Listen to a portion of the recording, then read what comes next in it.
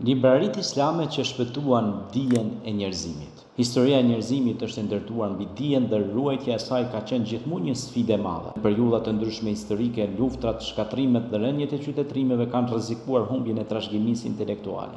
Në këtë kontekst, libraritë islame luajtën një rol vendimtar në shpëtimin, ruajtjen dhe zhvillimin e dijes njerëzore. Atë epokës së artë islame, që shtrihet prafërsisht nga shekulli 8 deri në shekullin 13, bota islame u bë qendra kryesore e dijes botërore. Një nga shembujt më të njohur është Beitul Hikme, shtëpia e urtësisë, në Bagdad.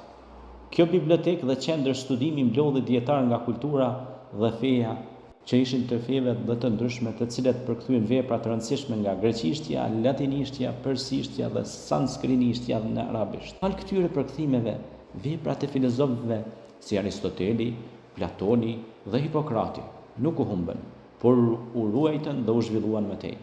Libraritë islame nuk ishin thjesht depo librash, por institucione aktive të kërkimit shkencor. Në qytete si Kordoba, Kairo, Damasku dhe Samarkandi, libraritë islame ishin pjesë thelbësore e jetës kulturore. Biblioteka e Kordobës për shembull thuhet se kishte qindra mijëra libra në një kohë ku shumica e Evropës kishte shumë pak libra të shkruar.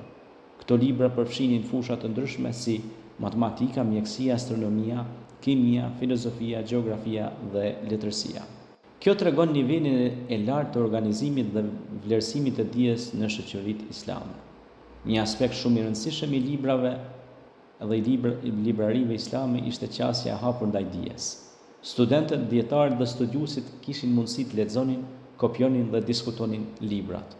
Kjo krijoi një kulturë të gjallë intelektuale dhe nxiti zhvillimin e shkencave. Shumë dietarë muslimanë si Ibn Sina, Al-Farabiu, Al-Havarizmi dhe Al-Biruni u mbështetën në këto libra për të krijuar vepra origjinale që më vonë ndikuan drejt për drejt në rilindjen evropiane. Përveç ruajtjes së dijes së lashtë, libraritë islame kontribuan edhe në shpikje dhe ide të reja.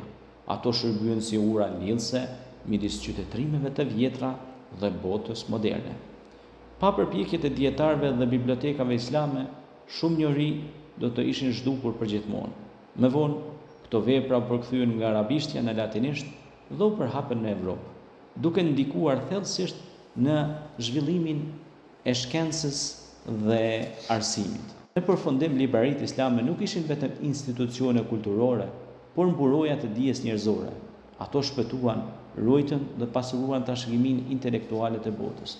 Në një kohë kritike të historisë, fal tyre, dija nuk u shua, por vazhdoi të ndryshojë rrugën e njerëzimit drejt përparimit dhe zhvillimit. Ju faleminderit për vëmendjen. Ju ftoj që të na bëni kanalin subscribe për më shumë video.